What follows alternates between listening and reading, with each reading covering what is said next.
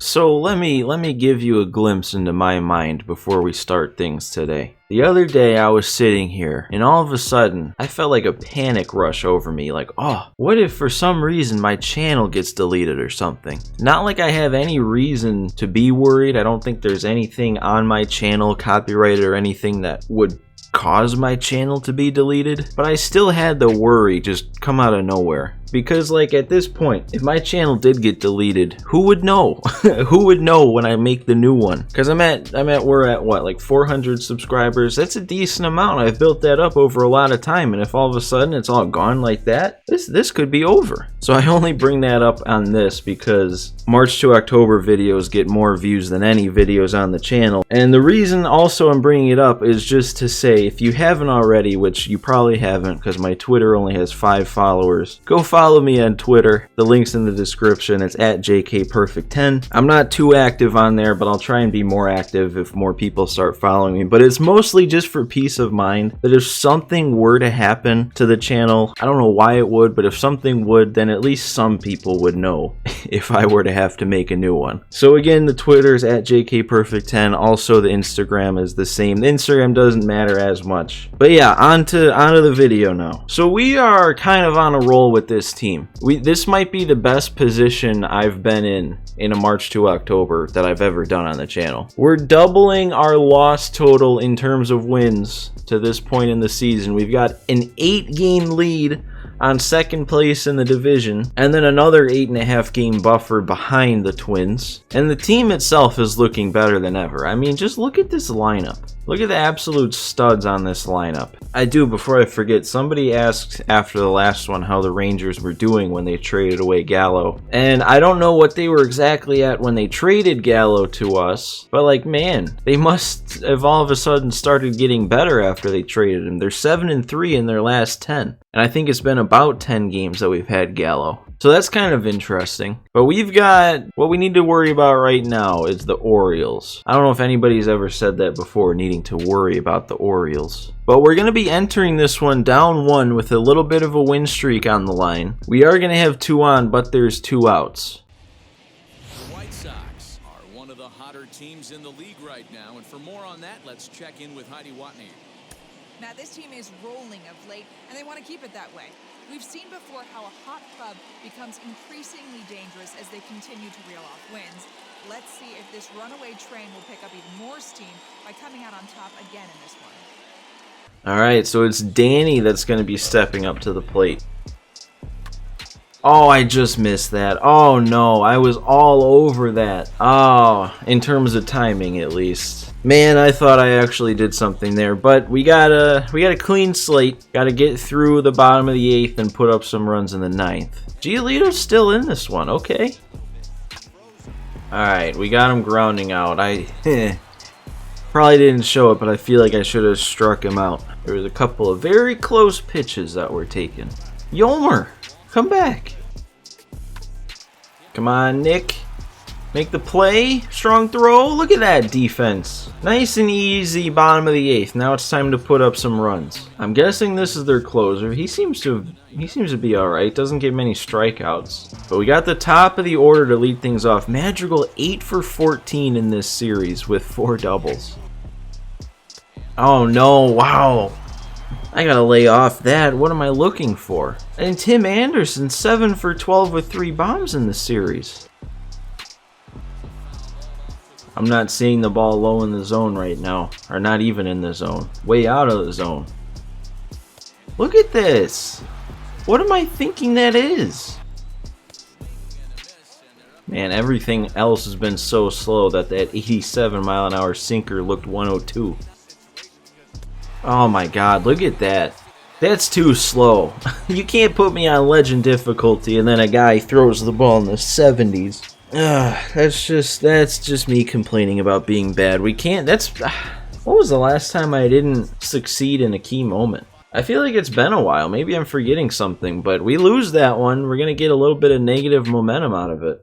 And it's going to flip to negative, but it's still going to be pretty much neutral. But whenever it's neutral, it seems like we just drop a bunch of games. There was the All-Star break. I forgot about that we were 1 game away, or that was the last game before the All-Star break. So we're smashing expectations, but only 4.5 stars. Do you always get 4.5? I can't remember if I've ever gotten a full 5 at the 1/2 mark. But we've got 11 more wins than expected. Look at those rankings. 2nd in batting, 4th in pitching, 2nd in fielding. I'm assuming that's for the entire league, not just our division. All right, let's move on here. And we win in the...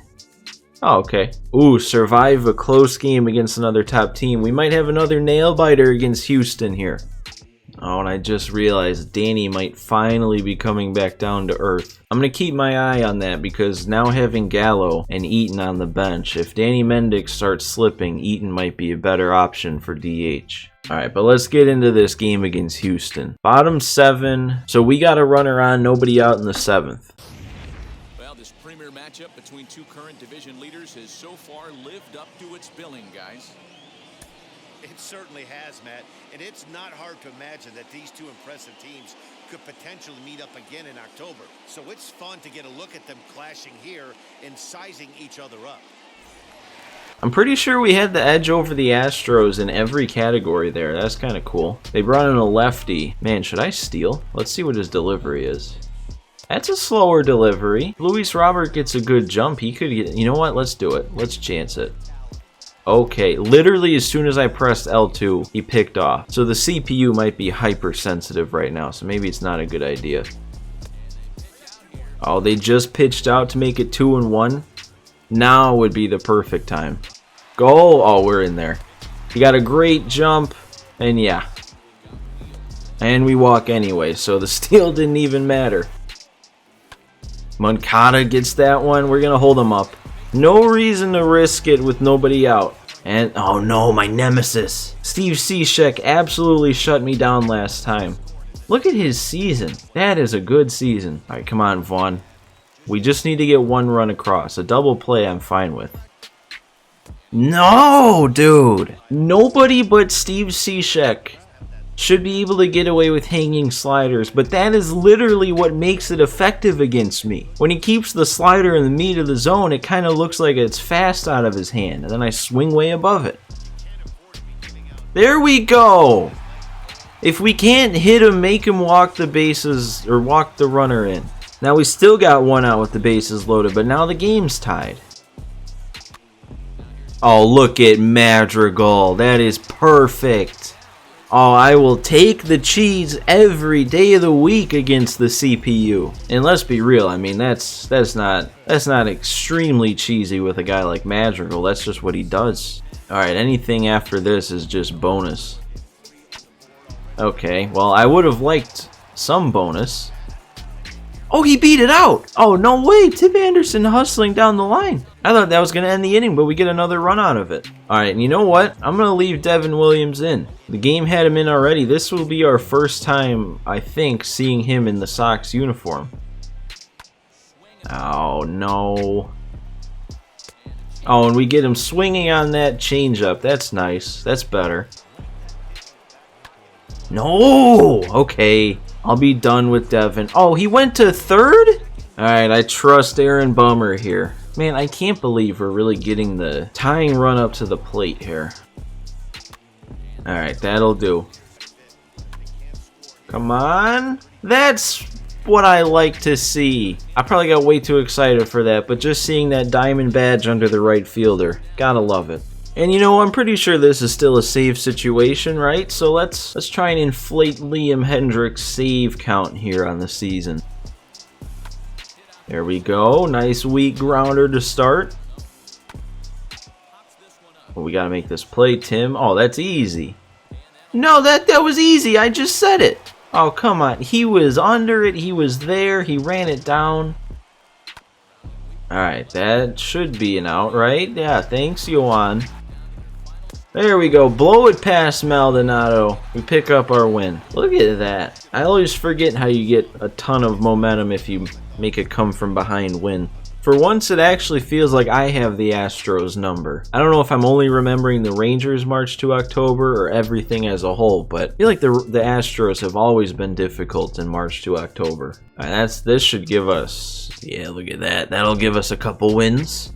Let's see. Let's get some distance between the two. Okay, thanks. Just, with that amount of momentum, drop game 1 to the Twins. And I think this is just saying, with there being a week and a half until the deadline, to make sure this is set up. But nothing's changed. This is set the way I want. Except now Dylan Cease has gone up another overall. Oh, I completely forgot. I did want to do something to this. I think I'm resigned to the fact that there is not going to be a way to get Eloy on this team, because there's no full roster control in March to October, so I can't bring him up on my own. There's been plenty of fast track call-ups. He hasn't popped up for any of them. But the reason I bring this up, and don't get me wrong, I would never ever do this as the White Sox, especially if I was controlling this team beyond this year. But I had Eloy in the untouchables because I was hoping for the chance to bring him up. But now I'm resigned to the fact, like I said, that that's just not going to happen. We're not going to have any chance to bring him up. So I'm taking him off of untouchables. And believe it or not, I'm putting him in players to shop. Like I said, I would never in a million years trade Eloy. But right now, in terms of this March to October, there's no use. He doesn't provide any use in AAA. But if there's anybody that could get a trade for Chris Sale to go through, it's Eloy. We've exhausted all of our other prospects to trade away for Gallo and Devin Williams and other trades we've made. We've traded away a lot of prospects, so there's no one left if this Chris Sale trade were to happen. But I do think if the game takes my advice here and trades Eloy, we could probably get Chris Sale on the team.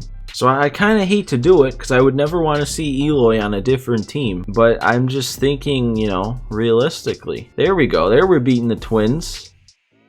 Oh man, and here we go. I'm not seeing the Red Sox though. So I don't know who this is, David Peterson, but apparently we could trade for him if we traded away Cease. I'm not too impressed with him. We'd also have to lose Luis Gonzalez. What about the Orioles? It is John Means. Oh man, but they would want us to trade away both Luis Gonzalez and Engel? I don't know if I can do that. I kind of had John Means on the list because I figured he'd be somebody with a relatively lower asking price. But they don't seem to want prospects for some reason.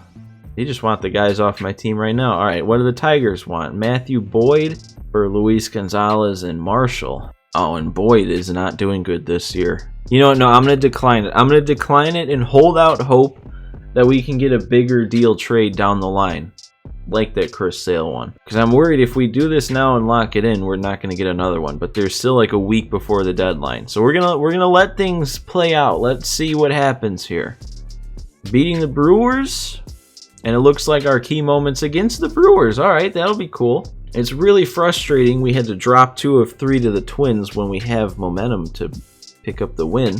And yeah, they're slowly but surely they're still sticking around, man. I don't like it. We have such a good record, but the Twins, they just won't go away. All right, I think this is a good stopping point, though. We can save this Brewers moment for the next one. And then if we do get that one more big trade to go through, we'll get that done in the next one. So for now, make sure to hit that like button for me if you enjoyed this episode of the White Sox March to October. Subscribe if you're not already. And that's it for this one. I hope you all enjoyed, and I'll see you next time.